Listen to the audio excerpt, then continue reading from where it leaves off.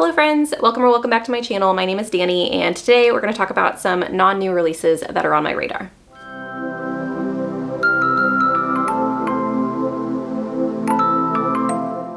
A couple of weeks ago, I put out a video of book recommendations for non-new releases. This is something that I've just heard rumblings about in the booktube community, that people would really like some recommendations for books that are not new releases because they are easier to access. They sometimes just get forgotten about after their original publishing date and their original hype. And so I kind of wanted to continue that. I got a lot of positive feedback in the comments that you guys would like to see more of that. And so I do plan on continuing that series. It's not always going to look exactly like that first video, but I also wanted to maybe throw in some videos every once in a while that cover the same content, but for books that I haven't read yet.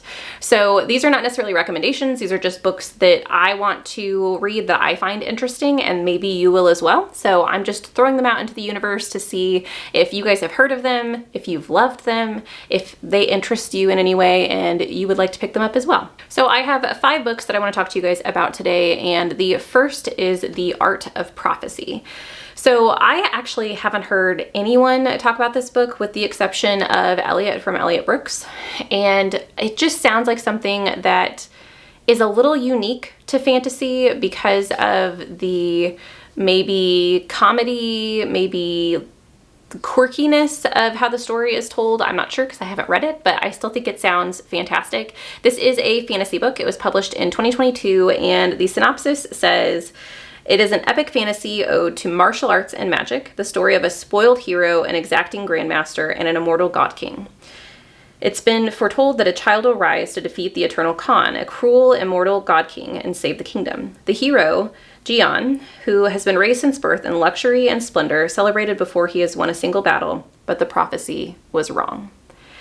And I don't know exactly, I remember Elliot talking about the fact that this book does things differently. It's told in a unique way, and that fascinates me. I also think I like the contrast of this kind of turning the chosen one on its head. That's one of the things that Edna Fisher did. It did it in a different way, but now we have this kind of spoiled, prophesized hero who we've been told is not the actual hero.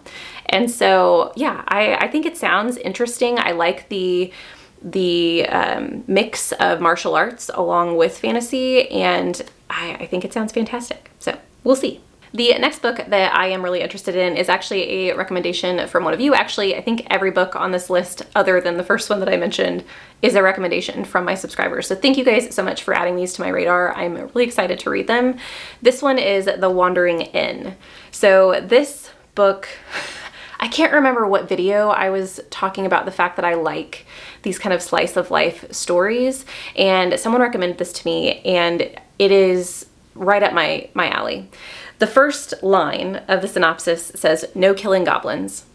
Right there, I would have automatically added it because I have been looking for more and more goblin books, and so I don't care. It's a goblin. It says goblin. I'm gonna read it.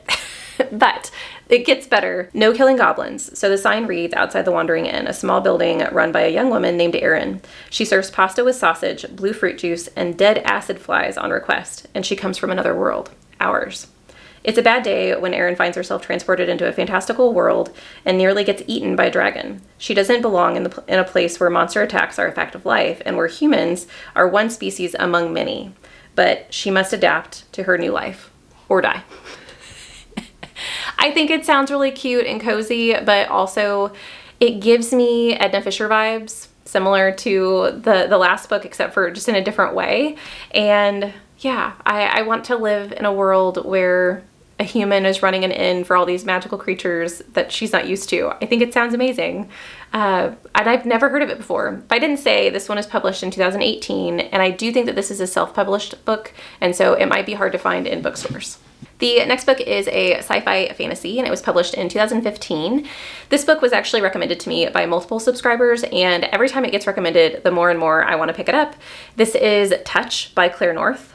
This book is, I think, a book that was recommended to me on the Weird Book video that I did, and then there was another one. I can't remember what the other video was that it got recommended for, but I think the synopsis sounds very intriguing. You are following a main character who I think at the very beginning of the book is beaten to death, and within that horrible process of dying somehow transfers their consciousness to the killers. And so now they're in the killer's body and they are looking out.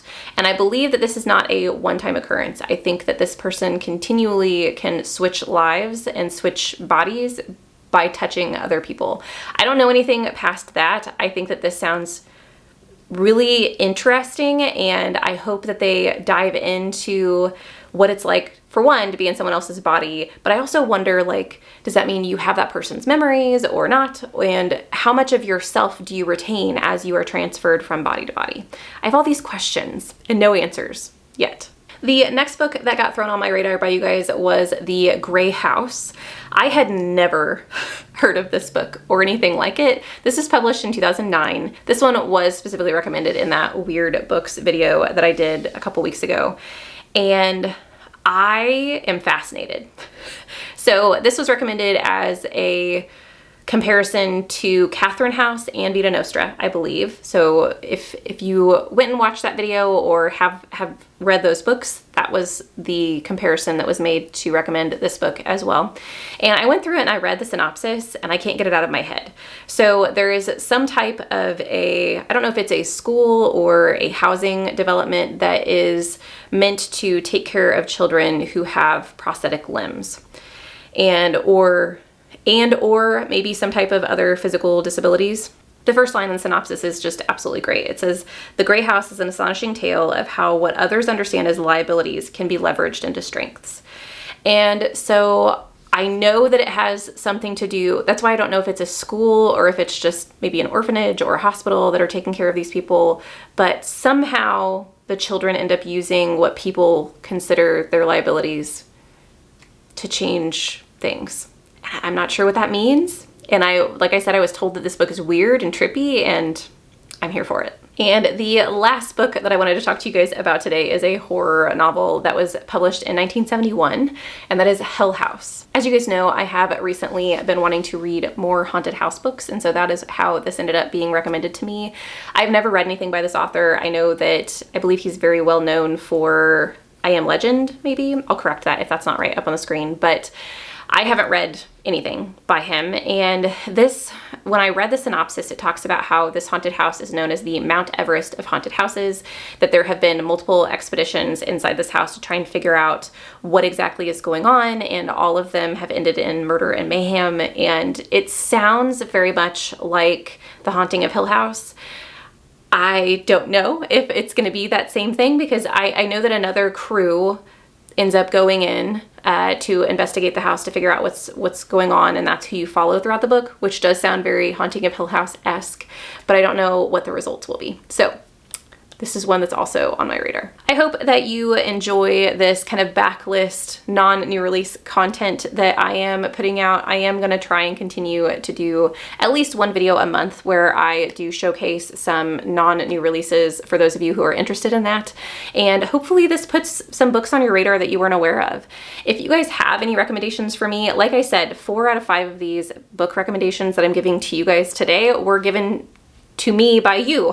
So if you have any more that you think that might be interesting to me or interesting to the rest of the people watching this video that are also reading through the comments, please leave them for me in the comments. I would love to chat with you guys about books, and specifically about non-new release books that you just think are great and need more hype. Thank you so much for watching this video. I hope you have a lovely evening, and I'll see you in the next one. Bye.